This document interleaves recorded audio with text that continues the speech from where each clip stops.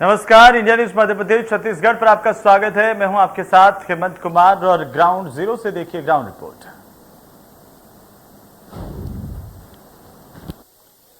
अब पेड़ बोलेंगे मैं कौन। इस समय हम बरगद के उस वृक्ष के नीचे हैं जो कि अब स्वतः इस बारकोड के माध्यम से बताएगा कि मैं कौन हूं। आप देख सकते हैं इस बारकोड को स्कैन करने पर आपको इस पेड़ की पूरी जानकारी मिलेगी। मैं बताना चाहूंगा कि ये पेड़ स्वर्गीय श्री राजीव गांधी की स्मृति में उनकी धर्मपत्नी सोनिया गांधी द्वारा 1 नवंबर 2001 को रोपित किया गया था, यानी आज से ठीक 20 साल पहले। और 20 साल पहले इस पेड़ को रोपा गया और आज यह एक वृक्ष का रूप धारण कर चुका है।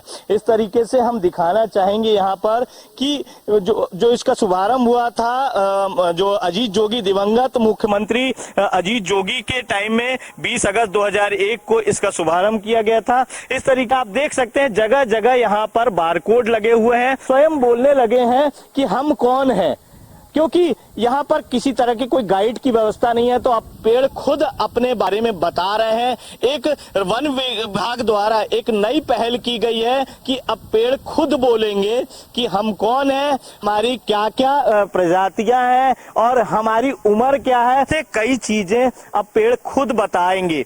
तो यहाँ पर देख सकते हैं बहुत से पेड़ जो कि मुख्यमंत्री भूपेश बघेल ने इस पेड़ को रोपी 5 जून 2019 को रोपित किया गया है और अभी यह एक वृक्ष का रूप ले रहा है। देख सकते हैं आप कि ये 1 साल पूर्व, 1.5 साल पूर्व रोपा गया है पेड़ है और इस पीपल के पेड़ में भी बारकोड लगा गया है और पीपल का पेड़ बताएगा कि मैं पीपल हूं और मेरे द्वारा ये सारी चीजें की जा रही है। आप यहाँ पर देख सकते हैं किस तरीके से विभिन्न स्मृतियों में यहाँ पर पेड़ रोपे गए हैं। यहाँ पर अब वृक्ष खुद बताएंगे कि हम कौन हैं। इस समय हम खड़े हुए बेरस से ग्रामीण इलाके में, जहाँ पर किसानों की खड़ी हुई धान की फसल पूरी तरीके से चौपट हो गई। मैं आपको दिखाना चाहूँगा, देखिए कितनी पूरी तरीके से फसल चौपट हुई किसानों की, धानों की, जो पूरी एक तरीके से पूरी आड़ी हो गई है, जिससे किसानों को काफ़ी नुकसान है। हम इस समय खड़े हुए हैं किसान के खेत पर। यहाँ पर हम किसानों से जानना चाहेंगे कितना क्या नुकसान हुआ है, कितना क्या नुकसान हुआ। क्या नाम है आपका जी? मेरा नाम भैया अंदेर सिंह डांगी है, ग्राम खजूरिया रामदास का निवासी हूँ।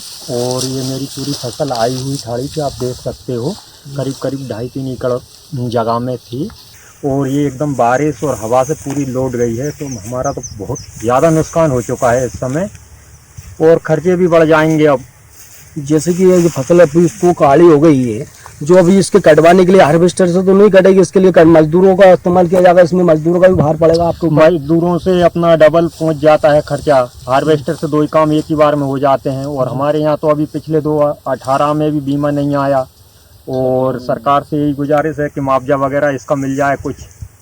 और एक तरफ उधर पेट्रोल डीजल के भाव बढ़ते जा रहे हैं और सब्जियों के भाव बढ़ते जा रहे हैं। इस पर जो महंगाई भी चरम सीमा पर है। इस विषय में आप क्या कहना चाहेंगे? सर, हम तो एक छोटे किसान हैं और हमको तो इतनी परेशानियां हो रही है महंगाई के कारण कि 103-104 रुपये लीटर डीजल है और कोई भी चीज़ देख लो बहुत महंगाई है। पेट्रोल भी 113-114 रुपये लीटर हो चुका है। मतलब घर से निकलना ही बहुत कठिन हो रहा है गरीब लोगों के लिए। तो लगातार 3 दिन की बारिश से जिले में किसानों के चेहरे खिले हुए हैं, क्योंकि अनूपपुर जिले में जो फसल थी वो धान की फसल शुरुआत में बारिश कम हुई थी, जिसकी वजह से इनकी बोनी लेट हुई और यही बोनी इनके लिए वरदान साबित हो रही है कि जो फसल लेट हो गई है उसकी वजह से अब धान में जो है, हम अपने कैमरामैन से कहूँ दिखाएंगे कि धान में अब देखिए धीरे धीरे फल आ रहा है और ये जो फल आ रहा है इसके बावजूद जो स्थिति है पूरे बाकी उसमें इसका जो फसल है ये बेहतर ढंग से पक करके और इसमें ज़्यादा हो गया। हमारे साथ कुछ किसान मौजूद, हम उन्हीं से बात करते हैं कि कितना फायदा हुआ इस बारिश से। क्या लगता है आपको, नुकसान है कि फायदा? इस बारिश से फायदा है, नुकसान नहीं है, लेकिन अब आगे बारिश होगा उसमें नुकसान आएगा। अच्छा, जैसे 3 दिन की बारिश हो गई तो कितना फर्क पड़ गया आपकी फसलों पे? फर्क 20-25% ज्यादा फसल हो जाएगी। ज्यादा फसल। अच्छा, आप लोगों ने लेट बोया था अपना धान? जी, अपना धान अपन पीछे लेट बोए थे। तो 1 एकड़ में कितने कुंटल धान की एक्स्ट्रा फसल हो गई, आप अंदाज अगर लगाएं तो? अगर बारिश नहीं होती और ये बारिश हो गई है, कितना फर्क पड़ गया? फर्क 5 से 10 क्विंटल का 10 कुंटल एक्स्ट्रा मिल जाएगा। एक्स्ट्रा। चलिए, मैं इस समय मौजूद हूँ जिला मुख्यालय शहडोल से करीब 15 किलोमीटर दूर पे हुए हैं। यहाँ पे देख सकते हैं 2 दिनों से जो हल्की हल्की बारिश हो रही थी, आज सुबह बहुत तेज बारिश हो गई। इस कारण जो किसानों की जो खड़ी फसल थी पूरी बिछ गई है। कहीं न कहीं ये फसल खराब जैसे हो गई है। गांव की भाषा में कहा तो बदरा बोलते हैं, फसल बदरा हो गई इसमें। कहीं न कहीं पूरी फसल बिछने से अब किसान को काफी परेशानी हो रही और किसान को काफी नुकसान हुआ है। मैं बता दूं कि ऐसी सूचनाएं शहडोल जिले के हर ग्रामीण एरिया से आ रही है जहाँ पे फसल बिछ गई है और खलिहानों में रखी फसल वो भी कहीं ना कहीं अब खराब होने की सूचनाएं लगातार प्राप्त हो रही है। मैं इस समय गांव के किसान है जिनकी फसल है जो यहाँ पे काफी मेहनत लगा के बोए हुए थे, उनसे बात कर लेते हैं। आपका क्या नाम है बताइए? सुखू कोल। कैसे फसल बिछ गई, क्या हो गया? अरे वो बारिश आने से वो खराब हो चुका, वो बदरा हो जाएगा सब। तो कितने का नुकसान होगा? कितने का फसल बोया था आपने? अरे इसमें कम से कम एक खाड़ी एक कर रहा है। एक और किसान हमारे साथ मौजूद है, उनसे बात कर लेते हैं। इनकी फसल है, आप कितने को फसल बोए थे ये बताएं? सर 1 एकड़ में लगाया था धान का फसल और बहुत मेहनत की है सर। क्या है कि पानी के वजह से ये गिर गई और 1 माह बाद पानी गिरा। इससे पहले गिर गई होती तो ये नुकसान नहीं होता। क्या मांग कर रहे हैं आप यहाँ पे? किसी सर अब आप ही हैं या सरकार से मांग है कि हमारी समस्या को देखते हुए तो हमारी कुछ मदद करे। एक और किसान हमारे साथ मौजूद है इसी गांव के, अहिता ग्राम है जो, इनसे बात करते हैं। आप भी खेत में धान फसल बोए थे? हाँ बोए थे। क्या हुआ, कितना नुकसान हो गया आपको? अरे बहुत नुकसान हो, इल्लुए सब माहे बर्बाद कर दी धान की और पानी गिरे लाग। अच्छा, ये पानी अगर पहले गिर गया होता तो फायदेमंद होता क्या? पहले गिरे हो तो फायदा मंद करे होते, ये पीछे गिर गए सब धसा गई धान। कोरोना की पहली और दूसरी लहर ने कहर ढाया और सावधानी ही कोरोना का इलाज है, यह भी बताया गया। जहां देश में प्रधानमंत्री नरेंद्र मोदी तक ने लोगों से अपील की कि वह कोरोना जांच समय पर कराएं ताकि पता चल सके। आप देख सकते हैं कि यहाँ रेलवे स्टेशन में भी इस तरह के कार्य को किया जा रहा है, क्योंकि यहाँ पर कहीं ना कहीं जितने भी लोग हैं कोई ना कोई बहाना कर रहे हैं कि हमें नहीं कराना, हमारे 2 डोज लग चुकी है, ऐसी भी बातें आ रही हैं।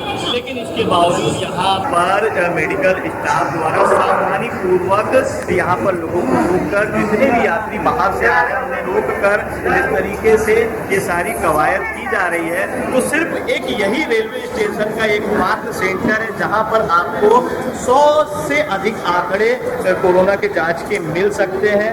अभी सुबह से यहाँ पर 2 काउंटरों में 100 से अधिक यात्रियों की जांच हो चुकी है। हालांकि इसमें एक भी पॉजिटिव प्राप्त नहीं हुआ है, लेकिन कहीं ना कहीं लोगों में अरुचि आ रही है। लोग कोरोना जांच से बचना चाह रहे हैं, जबकि RT-PCR कराना बहुत ज़रूरी भी है। जिस तरीके से यहाँ रोक कर ये सभी लोगों को रोक कर यहाँ भेजा जाता है ताकि लोग यहाँ कोरोना जांच कराएं, लेकिन लोग लापरवाही भी बरत रहे हैं और यहाँ पर वो कई तरह के बहाने भी बता रहे हैं कि ताकि कोरोना जांच से बचा जा सके। इसके बावजूद यहाँ पर मेडिकल स्टाफ द्वारा सारी कवायद की जा रही है। हम बात करेंगे यहाँ पर किस तरह से लोगों को क्या दिक्कतें आ रही है यहाँ पर। सर ये क्या दिक्कतें आ रही है आप लोगों को?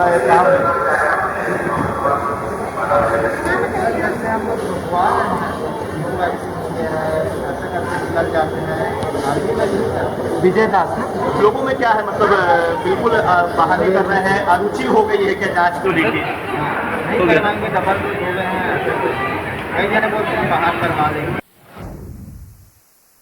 छत्तीसगढ़ सरकार की ड्रीम प्रोजेक्ट है, पर इस ड्रीम प्रोजेक्ट को कहीं न कहीं मरवाही वनमंडल के अधिकारी पलीदा लगाने पर तुले हुए हैं। ताज़ा मामला मरवाही वनमंडल के मरवाही वन परिक्षेत्र का है, जहां पर साल भर पहले ही लगभग 2 तालाबों का निर्माण किया गया, जिनकी लागत 1 करोड़ रुपए थी। अभी हम घुसरिया के नवनिर्मित तालाब पर स्थित हैं, जिसकी लागत थी 1 करोड़ रुपए और 1 करोड़ रुपए की लागत से इस तालाब का निर्माण किया गया है। पर आपको देखकर इस तालाब को ऐसा नहीं लगेगा कि इस तालाब में 1 करोड़ रुपए खर्च किए गए होंगे। आप देख पा रहे हैं कि जो तालाब का मेड़ है वो जगह जगह से पूरी तरह से जर्जर है, टूटने की कगार पर है। ना तो उसमें पत्थर से किसी प्रकार की कोई पिचिंग की गई है और ना ही कोई फिनिशिंग की गई है, जिस वजह से पानी से लगातार इस डैम का कटाव होते जा रहा है। और इसे ऐसी स्थिति रहे तो बहुत ही जल्द ही ये डैम नेस्तो नाबूद हो जाएगा। सरकार के द्वारा फंड तो दिया जाता है जंगलों में पानी संरक्षित करने के लिए, जंगली जानवरों के लिए, पर लगातार वन विभाग के अधिकारी कर्मचारी जिस तरह से कार्य कर रहे हैं उससे सरकार की मंशा कहीं न कहीं विफल होती नजर आ रही है। अब देख पा रहे हैं कि ये नया डैम है और इसका मेढ़ निर्मित किया गया था जो पूरी तरह से टूट चुका है। ये डैम का पानी के कारण पूरी तरह से टूट चुका है, क्योंकि इस डैम में पिचिंग करना था, मिट्टी के काम के बाद पिचिंग का काम करना था, पर वन विभाग की लापरवाही और हड़बड़ी के चलते इस डैम के पिचिंग नहीं हो पाया, जिसके चलते ये डैम के जो मेढ़ है वो जगह जगह से टूटने लगे हैं। दाम एक बार फिर बढ़ गए हैं और अगर बात की जाए तो लगातार जो महंगाई है वो आम आदमी को परेशान कर रही है। इस समय हम सब्जी मंडी में मौजूद हैं और हम जानते हैं आखिर क्या वजह है कि सब्जियों के दाम एक बार फिर अचानक बढ़ गए। भैया कितनी बढ़ोतरी हुई है सब्जी के दामों में सबसे अगर बात की जाए तो? सब्जी के दामों में भैया काफ़ी बढ़ोतरी हो गई है, क्योंकि भाड़े की वजह से हो गई। जो भाड़ा अभी हमको 70-80 हज़ार में गाड़ी आ जाती थी, आज गाड़ी हमारी 1 लाख रुपए से ऊपर आ रही है, 1,20,000, 1,10,000। तो स्वाभाविक बात है, अगर भाड़ा बढ़ेगा तो हम सब्जी का रेट भी बढ़ाना पड़ेगा। अब जैसे कोई हमको चीज़ अगर वहाँ से 10 रुपए किलो खरीदी पड़ती थी, हम उसको यहाँ पहले 15 बेच देते थे, लेकिन अब भाड़ा बढ़ने की वजह से अगर वो सब्जी हमको 10 भी मिलती है तो हम उसको 15 नहीं बेच सकते, क्योंकि आगे हमको 15 पड़ रही है। उस कारण वो 20 रुपए किलो बेचना पड़ रहा है। ये सब काफ़ी फर्क आ चुका है डीजल और पेट्रोल की वजह से। बिल्कुल, डीजल और पेट्रोल एक बड़ी वजह है जिसकी वजह से दाम बढ़ने की बात सब्जी विक्रेता कह रहे हैं। हमारे साथ कुछ और लोग मौजूद हैं, उनसे जानते हैं क्या वजह है, कितनी बढ़ोतरी हुई है सब्जी में अगर बात की जाए? बढ़ोतरी देखा जाए तो लगभग 100 से 200% की बढ़ोतरी हुई है। टमाटर आमतौर पे लगभग 20 रुपए किलो इस समय रहता था। सभी सब्जियां जो हैं 20 रुपए किलो के आसपास रहा करती थी, परंतु वर्तमान में स्थिति ये है कि सभी सब्जियां जो है 40 रुपए से कम नहीं है। टमाटर की स्थिति अगर देखे जाए तो 50-60 रुपए किलो अभी 10 दिन से सामान्य रेट चल रहा है। डीजल और पेट्रोल से एक बहुत बड़ा असर पड़ा है ट्रांसपोर्टेशन पे। लगभग जो भाड़ा हमारा बेंगलोर का लगभग 55-60 हज़ार रहा था, वर्तमान में वो 1,15,000, 1,10,000 हो रहा है। रायपुर का भाड़ा हमारा 25 से 30 हज़ार था, वर्तमान में 50-60 हज़ार रुपये भाड़ा लग रहा है। खासतौर पे ये ट्रांसपोर्ट की वजह से, और सेकेंडरी जो बीच बीच में जो बारिश हो जाती है उससे सब्जियां खराब हो जाती हैं, उससे भी एक बहुत व्यापक असर पड़ा है। तब भी मैं आपको जबलपुर की बात करूं, जबलपुर में लगभग सभी सब्जियां दूसरे प्रदेश के अन्य जिलों से सस्ती है। भाजपा ने एक गीत को बड़े जोरों से गुनगुनाया था, महंगाई डायन खाए जाते हैं। और अब जबकि केंद्र में खुद मोदी की सरकार है, भाजपा की सरकार है, तो ऐसे में महंगाई आसमान छूती नजर आ रही है। राजधानी रायपुर में 107 रुपए से अधिक पेट्रोल की कीमत है। वहीं गैस की कीमत की बात करें तो लगभग 1,000 रुपए यहाँ पहुँच गई है। राशन की बात हो, कपड़ों की बात हो, या किसी भी तरह की महंगाई की, सीमेंट की बोरियों की बात हो, हर तरफ महंगाई महंगाई और सिर्फ महंगाई। आइए हम दिखाते हैं आपको आज एक ग्राउंड रिपोर्ट जिसमें सिर्फ बात होगी महंगाई। हमर सैया तो खूब ही कमात है, महंगाई डायन खाए जाते हैं। कुछ ऐसा ही आज गृहिणियों के मुंह से निकल रहा है, क्योंकि उनकी जो रसोई है इस समय महंगी हो गई है और 971 रुपए का यह सिलेंडर उनकी रसोई में पूरी तरह आग लगा रहा है। आइए हम लिए चलते हैं अब आपको राशन मार्केट। बात महिलाओं की रसोई की हुई और अनाज की बात ना तो बात कुछ हजम नहीं है। महंगाई इतनी है कि दालें की बात करें तो 90 से 125-150 रुपए किलो तक बिक रहे हैं। वहीं चावल की बात करें तो चावल भी अब 50 रुपए से नीचे नहीं है। ऐसे में महिलाओं की रसोई पूरी तरह महंगी होती है। छत्तीसगढ़ की राजधानी रायपुर की महिलाएं महंगाई का तड़का लगाने को मजबूर हैं। उनकी रसोई पूरी तरह से महंगी हो गई है। क्योंकि बात करें टमाटर की तो 70 से 80 रुपए किलो बिक रहा है, तो वहीं अगर हम दूसरी पालक की बात करें तो 150 रुपए किलो पालक बिक रही है। तो एक तरह से कहा जा सकता है कि छत्तीसगढ़ ही नहीं पूरे देश की महिलाओं की रसोई अब महंगी हो गई है और उन्हें महंगा तड़का सब्जियों में लगाना पड़ रहा है। महंगाई की मार से आम इंसान परेशान हो चुका है। लगातार बढ़ते पेट्रोल डीजल के दामों से जो है ट्रांसपोर्टेशन महंगा है, जिस वजह से खाने पीने की चीज़ें भी जो हैं वो लगातार महंगी होती जा रही हैं। हम सब्ज़ी की बात करें तो सब्ज़ी भी जो है वो इतनी महंगी हो गई है कि पहले जो लोग थैला भर के सब्ज़ी ले जाते थे, अब उनके थैले कहीं ना कहीं उसमें कटौती हो गई है और थैले खाली रह जाते हैं। मैं अगर बात करूँ शिमला मिर्च की तो आप देख सकते हैं कि शिमला मिर्च जो है ये किसी ज़माने में 20-30 रुपए किलो मिल जाती थी। ये शिमला मिर्च जो है आज 80 रुपए किलो बिक रही है। और मेथी की भाजी जो है वो 200 रुपए किलो हो चुकी है। चने की भाजी वो 200 रुपए किलो हो चुकी है। लोग बेहद परेशान हैं जो लगातार ये जो सब्ज़ी बेचते हैं, मैं इनसे जानता हूँ।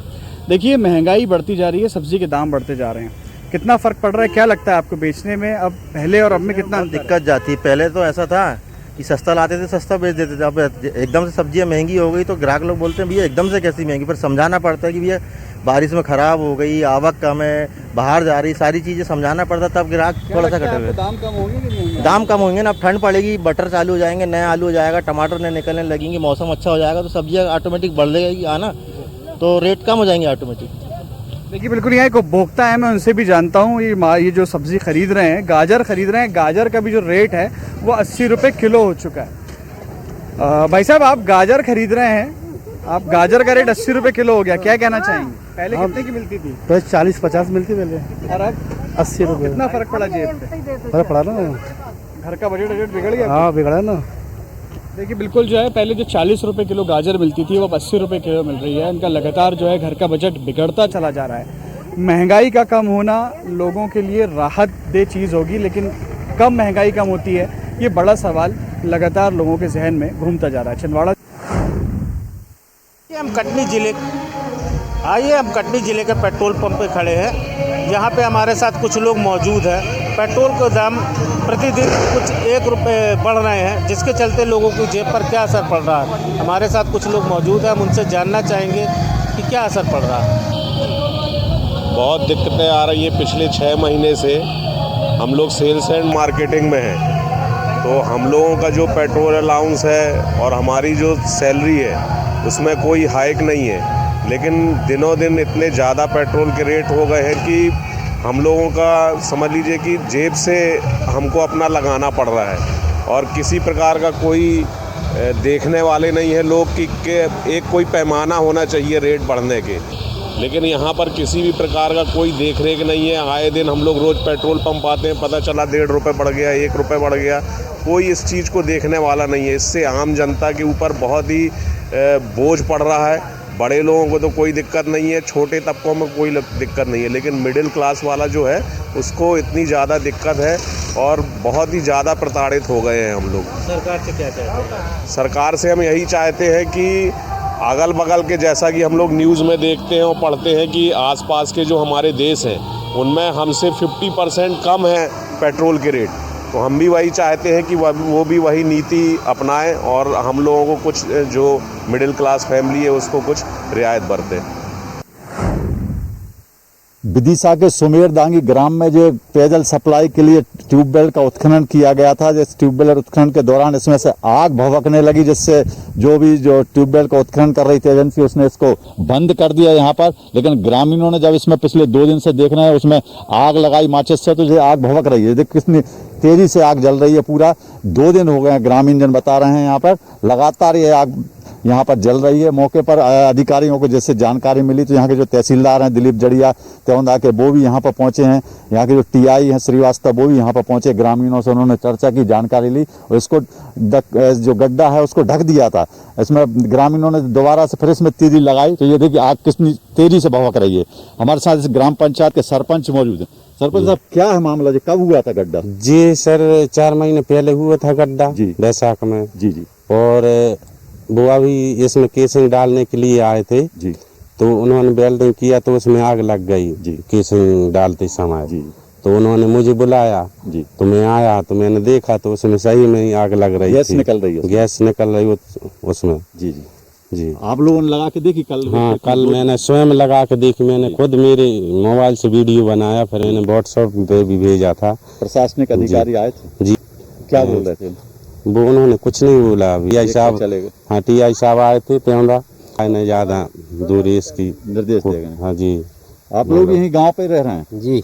कभी देखा है ऐसा नजारा? कभी गैस निकली गांव में? कभी नहीं देखा हमने ऐसा। माचिस जलाई तो जल रही है आगे? हाँ, माचिस लगाई तो आपके सामने ही आग लग गई है। जी। ये लगातार इसमें ट्यूबवेल का गड्ढा है, देखो आप अभी भी जल रही है, तेजी से आग भभक रही है। ग्रामीणों में भय व्याप्त है कहीं ब्लास्ट न हो जाए। प्रशासनिक अधिकारी पहुंचे थे और देखकर यहाँ से चले गए। अभी तक इस गड्ढे में जो गैस का रिसाव हो रहा है, किस वजह से हो रहा है, क्या है, इसको लेकर कोई कार्रवाई अभी तक नहीं हुई है। कैमरा पर्सन दीपक के साथ मनोज श्रीवास्तव।